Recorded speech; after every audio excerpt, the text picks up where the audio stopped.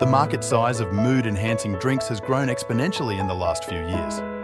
The Gen Zs and Millennials are showing a higher inclination towards clean eating and somber drinking habits. With the rise in wellness and mental health care awareness, nootropic drinks are rapidly rising on charts across the world. The mood drinks usually come with some basic mood-elevating ingredients like CBD, cordyceps, green tea, mushrooms, and ashwagandha.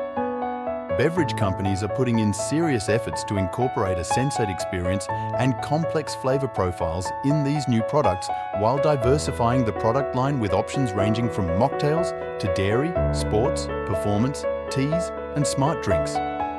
The opportunities for such functional beverages are infinite as they offer all requisite benefits without the damaging effects of alcohol or caffeine.